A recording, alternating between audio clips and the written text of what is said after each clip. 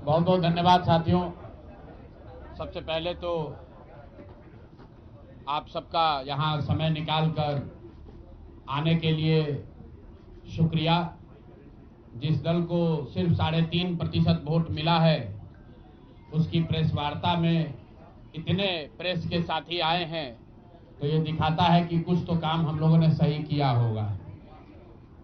हम लोग बिहार आज से 3.5 साल पहले व्यवस्था परिवर्तन के संकल्प से आए थे।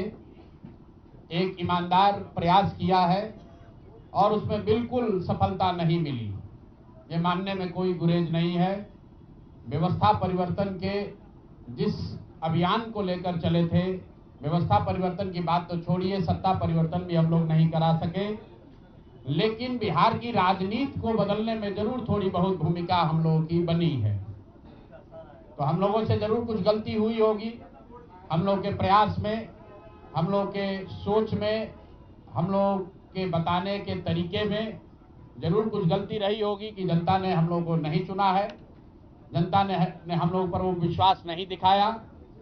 तो उसकी जिम्मेवारी जो है वो पूर्णतः मेरी है, प्रशांत किशोर की है, और वो जिम्मेवारी मैं 100% अपने ऊपर लेता हूं कि मैं बिहार की जनता को, अपने साथियों को, इस व्यवस्था से जुड़े हुए लोगों को, जिस प्रयास से हम लोग जुड़े थे, जिस प्रयास को करना चाहते थे, उससे उनको उनका विश्वास उस पर मैं नहीं जीत पाया। हम लोग सामूहिक तौर पर हारे हैं और आत्मचिंतन का समय है, हम लोग भी चिंतन करेंगे। जो लोग जीत कर आए हैं उनको खूब बधाई। जनता ने अपने लिए अपना रास्ता चुना है, अपने लिए सरकार चुन ली है। अब नीतीश जी और भाजपा के लोगों पर जिम्मेवारी है कि बिहार में जिन बातों को लेकर वो सत्ता में आए हैं, बिहार में तरक्की हो, बिहार में भ्रष्टाचार से जो जनता जूझ रही है, भ्रष्टाचार खत्म हो, यहाँ पर लोगों के लिए रोजी रोजगार हो, और सबसे बढ़ के जो मुद्दा है पलायन का, बिहार से पलायन बंद हो। हम लोगों से जो गलती हुई है, जिन लोगों ने जन स्वराज के विचार पर इस सोच से इस प्रयास से जुड़कर एक सपना देखा था, एक उनकी सोच बनी थी, उनकी आशा की किरण जगी थी कि बिहार में एक नई व्यवस्था बनाई जा सकती है, उन सब के आशाओं पर, अपेक्षाओं पर, उनके सपनों पर खरा नहीं उतरने के लिए जो दोष है वो मेरा है। इसलिए मैं आपसे विनम्रता से आपसे माफी मांगता हूं कि मैं आपके सपनों के आधार के अनुसार, आपके सोच के अनुसार वो व्यवस्था बनाने में नाकामयाब रहा हूं। और प्रायश्चित के तौर पर मैं आज से 2 दिन के बाद 20 तारीख को गांधी वितिहरवा आश्रम में जो रास्ता गांधी जी ने बताया है, मैं अपने लोगों को, बिहार के लोगों को ये नहीं समझा पाया कि किस बात पर उनको वोट देना चाहिए, क्यों उनको नई व्यवस्था बनानी चाहिए। तो प्रायश्चित के तौर पर मैं अपने से वितिहरवा आश्रम में 1 दिन का उपवास, मौन उपवास रखूंगा। जो भी जन स्वराज के साथी हैं वो जहां पर हैं वहां, अगर वो समझते हैं कि हम लोग के प्रयास में, सोच में जो कमी रह गई, उसको सुधार के लिए प्रायश्चित के तौर पर हम लोग 1 दिन का सामूहिक उपवास रखेंगे। मैं खुद वितिहरवा, गांधी आश्रम वितिहरवा में रहूंगा, 24 घंटे का एक उपवास रखेंगे। गलती हम लोगों से हुई होगी, कमी रही होगी, लेकिन हम लोगों ने कोई गुनाह नहीं किया। गलती हो सकती है, गुनाह नहीं है। वोट नहीं मिलना गुनाह नहीं है। मैं बिहार की जनता के सामने अपने साथियों के साथ बिल्कुल सर उठा के ये कह सकता हूं कि हम लोगों ने गुनाह नहीं किया है। जिस बिहार में पिछले 30-35 साल से सिर्फ जाति की राजनीति हुई है, वहां पर इस समाज में जातियों का जहर फैलाने का गुनाह नहीं किया है। हम लोगों ने बिहार में हिंदू मुस्लिम की राजनीति नहीं की है, लोगों को धर्म के नाम पर बांटने का गुनाह नहीं किया है। हम लोगों ने बिहार की गरीब जनता को, भोले भाले लोगों को पैसा देकर उनका वोट खरीदने का गुनाह नहीं किया है। जिन लोगों ने ये गुनाह किया होगा, अगर वो आज जीत भी गए हैं तो उनको उसका हिसाब देना ही पड़ेगा। वो आज दे या कल दे, वो होगा ही होगा। मैं पिछले 2.5-3 सालों में अपने वक्तव्यों में अक्सर महाभारत के चक्रव्यूह की, अभिमन्यु के वध की कहानी सुनाता रहा हूं। जिस धर्म युद्ध की बात हम लोग करते हैं, पांडवों के साथ स्वयं भगवान थे, स्वयं भगवान कृष्ण थे, फिर भी अभिमन्यु को घेर कर छल से मार दिया गया। लेकिन उसके आगे की भी एक कथा भी है कि अभिमन्यु को मार दिया गया, लेकिन उससे महाभारत नहीं जीता गया। महाभारत जीता तो अंत में वही जो सही रास्ते पर था, जो धर्म के साथ था। तो आप निश्चित जानिए कि जीत तो जन सुराज की ही होगी। आज जरूर धक्का लगा है और उसके लिए जो कुछ भी कमी है उसको सुधारा जाएगा और उतनी ही ताकत से फिर खड़े होंगे। अगर आप ये कुछ लोग ये सोच रहे हैं कि मैं बिहार छोड़ दूंगा, तो आपका ये भ्रम है। अंग्रेजी में एक फ्रेज है, you are not defeated till you quit. जब तक आप छोड़ेंगे नहीं तब तक आप हार नहीं सकते हैं। तो प्रशांत किशोर की और जन सुराज में मेरे साथ जुड़े हुए साथियों की बिहार सुधारने की जो जिद है, उस जिद के सामने दूसरा कुछ भी इस जीवन में नहीं है। उस जिद से पीछे हटने वाले नहीं हैं। पूरी ताकत से, पूरी ईमानदारी से। लोग कह रहे हैं कि मैंने 3-3.5 साल में बहुत मेहनत किया है, तो जितनी मेहनत करते हुए आपने मुझे 3 साल में देखा है, उससे दुगनी मेहनत करेंगे और पूरी ताकत से लगेंगे। पीछे हटने का सवाल नहीं है। जब तक बिहार को सुधारने के अपने संकल्प को पूरा न कर लें, तब तक पीछे हटने का कोई सवाल ही नहीं है। अब चुनाव के परिणामों को लेकर जो बात है, उस पर बहुत विवेचना हो रही है। आपने भी कहा, बड़े बड़े विशेषज्ञ आकलन कर रहे हैं। कोई बता रहा है कि पैसे से जीत लिया गया, कोई बता रहा है कि लालू जी के डर से ध्रुवीकरण हुआ इसलिए जीता गया। कुछ लोग बता रहे हैं कि जातियों की बात अभी पूरी तरह खत्म नहीं हुई। मैं यहाँ चुनाव के विश्लेषण के लिए नहीं बैठा हूँ, लेकिन एक बात तो बिल्कुल स्पष्ट है कि पहली बार स्वतंत्र भारत के इतिहास में और खासकर बिहार में पहली बार ऐसा हुआ है कि कोई चुनाव जिसमें सरकार ने करीब करीब 40,000 करोड़ रुपया जनता के पैसे को खर्च करने का वादा किया है। और मुझे लगता है कि वही एक कारण है जिसकी वजह से एनडीए को इतना बड़ा बहुमत मिला है। मैं सिर्फ आपके ध्यान में लाना चाहता हूं कि 10,000 रुपए की बड़ी चर्चा हो रही है। लोग बता रहे हैं कि 10,000 पर लोगों ने वोट बेच दिया। बिल्कुल नहीं है, ये बात सही नहीं है।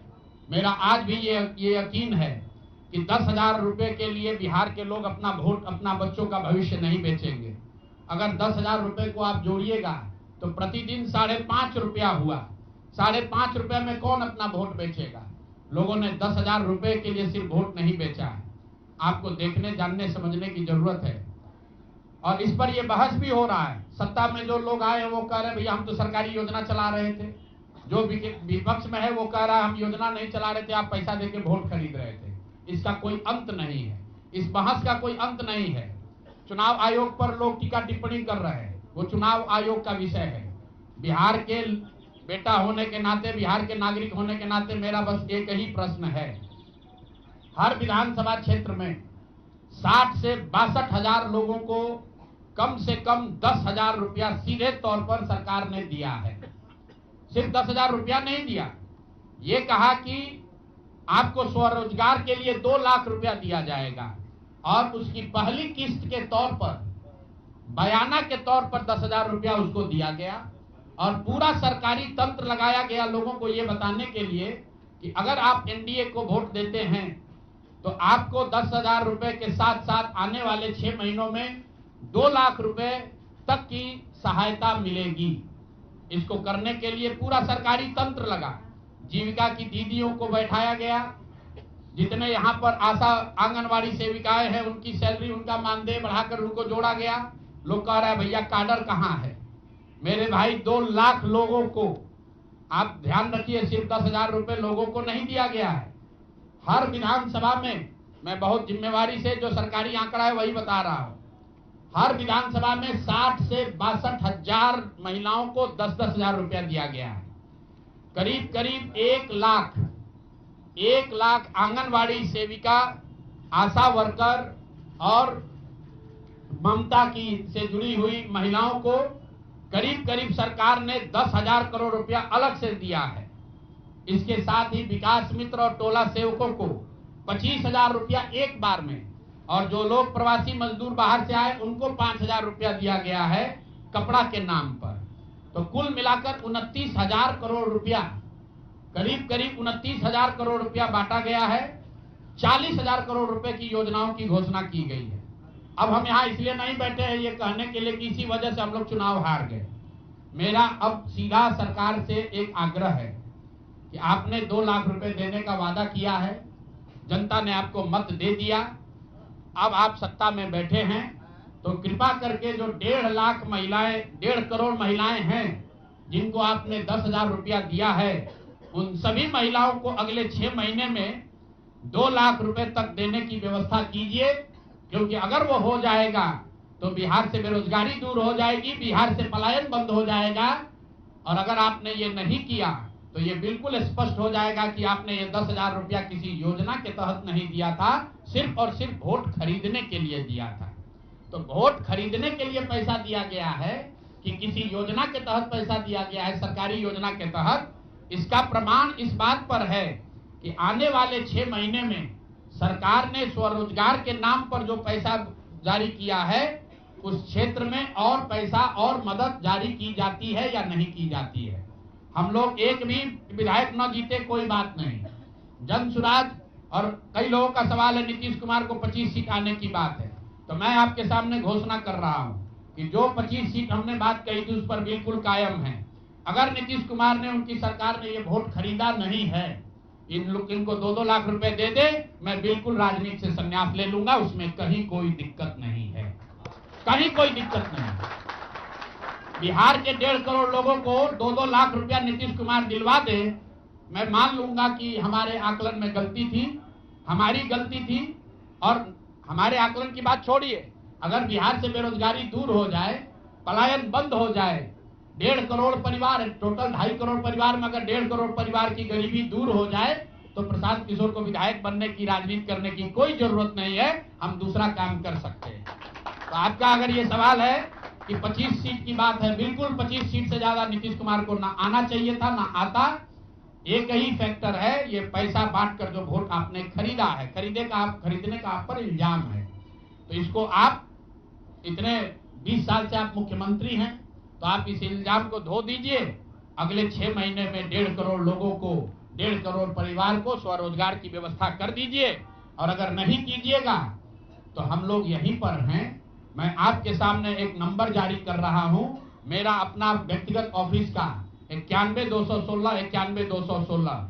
जितने लोग हैं जिनको भी 10,000 रुपया का बयाना नीतीश कुमार सरकार ने, अधिकारियों ने, जीविका की दीदियों के माध्यम से दिया है, इस आश्वासन के साथ कि अगर आप नीतीश कुमार को, एनडीए को वोट देंगे तो आपको 2 लाख रुपया 6 महीना में मिलेगा। तो मेरे भाई, अब समय चालू हो गया, आप आ गए हैं सत्ता में और हम लोग आराम से बैठे हुए हैं बिहार में। हर वो महिला, हर वो परिवार जिसको 2 लाख रुपया नहीं मिलता है, आप प्रशांत किशोर से संपर्क कीजिए, आप जन सुराज से संपर्क कीजिए। अब सलाह का समय खत्म हुआ, अब संघर्ष का समय शुरू होगा। हमने 3.5 साल लोगों को सलाह दिया है, हमने 3.5 साल लोगों को जाकर घर घर हाथ जोड़ा है, कभी वोट नहीं मांगा। लोगों को यही कहा कि अपने बच्चों के लिए वोट दो, अच्छे लोगों को जिताओ। लोगों ने अपने हिसाब से अच्छे लोगों को जिताया है। जिन मुद्दों पर जिताया है उसका मैं स्वागत करता हूं कि स्वरोजगार ही सबसे ज्यादा जरूरी है। उसका वादा एनडीए की सरकार ने किया है, नीतीश कुमार ने किया है, और 10-10 हजार रुपया बानगी के तौर पर, एडवांस के तौर पर उन महिलाओं को दिया है।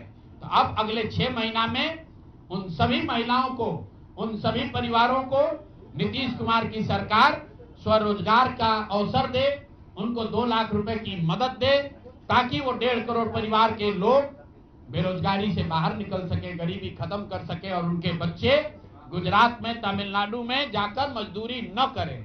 और अगर ये नहीं होगा तो हम लोग तो विधानसभा में हैं नहीं, जनता ने जो आदेश दिया है कि गांव गांव घूमिए और लोगों की मदद कीजिए। तो जिनको भैया ये 2 लाख न मिले वो प्रशांत किशोर के पास चले आइए, जन सुराज के साथियों के पास आइए, आपकी आवाज बनकर, आपके साथ खड़े होकर ब्लॉक, पंचायत, डिस्ट्रिक्ट के ऑफिसेज में, सरकारी दफ्तरों में हम लोग चलेंगे। जरूरत पड़ेगा नीतीश कुमार के पास चलेंगे, क्योंकि उन्होंने कहा है कि 10,000 रुपया बयाना ले लीजिए, जब मैं जीत कर आऊंगा आपको 2-2 लाख रुपए दूंगा, ताकि सब लोग अपने पैर पर खड़े हो जाएंगे।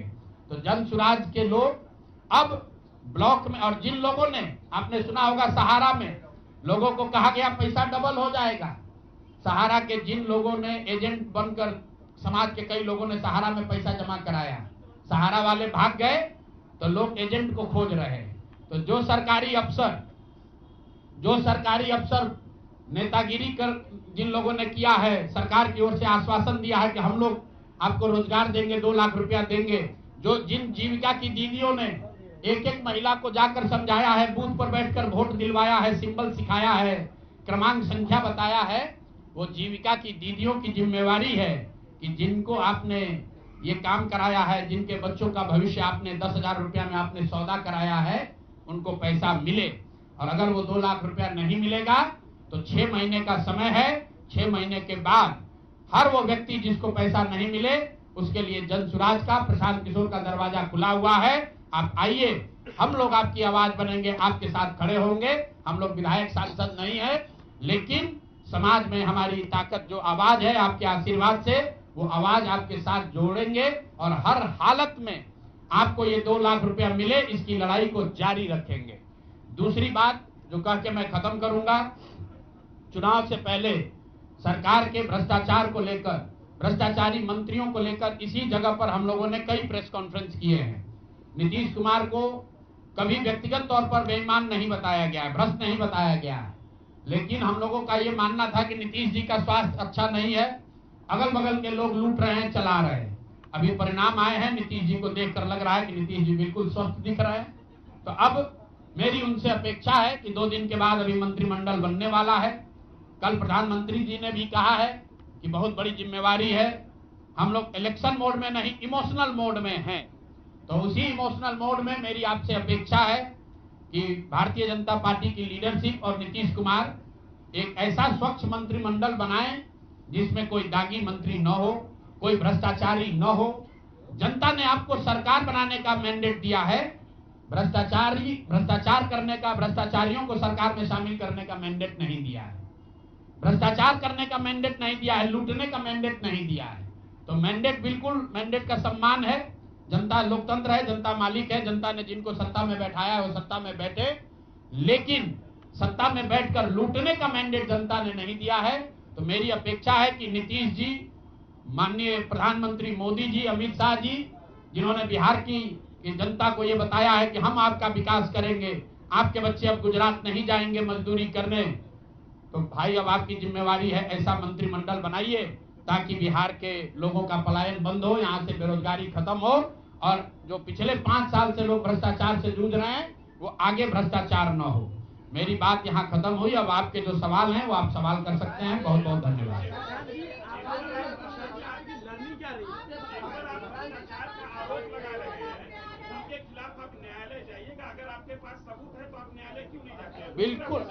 बिल्कुल जो बात हम लोगों ने पहले कही है, जिन नेताओं के बारे में कही है, उसमें कहीं पीछे हटने का सवाल नहीं है।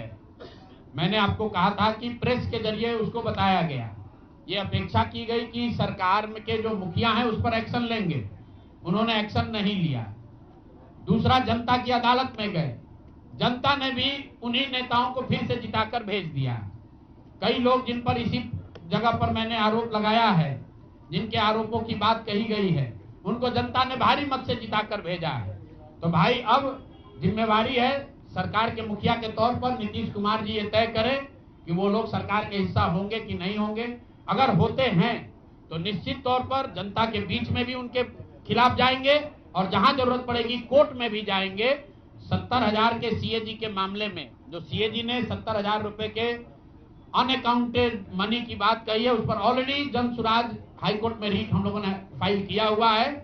जहां तक व्यक्तिगत मामले हैं, जिन 4 नेताओं के बारे में बात की गई है, जैसे ही मंत्रिमंडल बनता है और अगर वो लोग फिर से सरकार में शामिल होते हैं, सरकार के हिस्सा बनते हैं, तो हम लोग निश्चित तौर पर न्यायालय का दरवाजा खटखटाएंगे।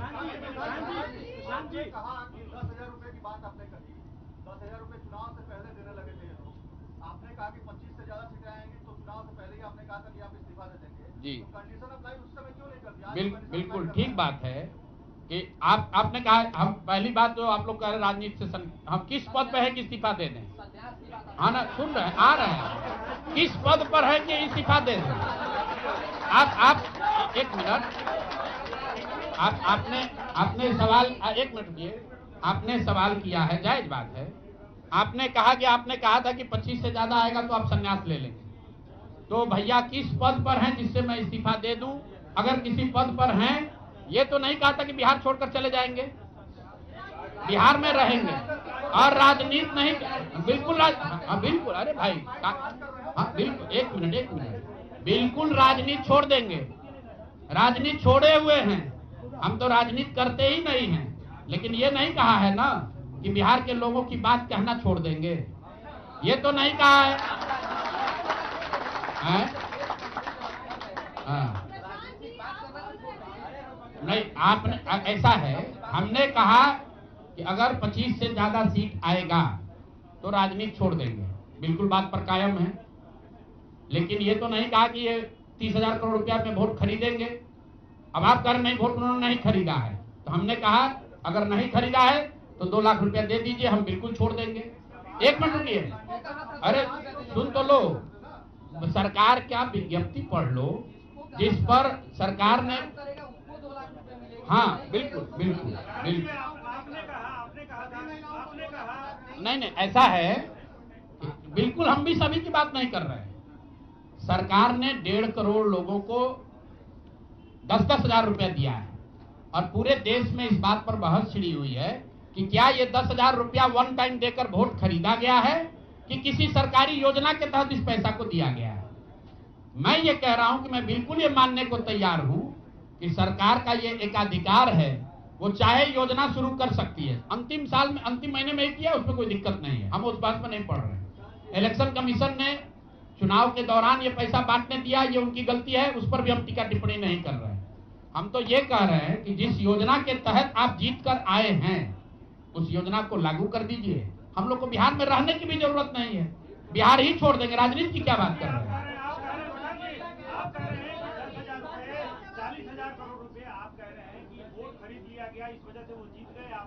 ना, हम नहीं हारे, हम हार नहीं, हम तो रेस में ही नहीं है, हम तो रेस में ही नहीं है।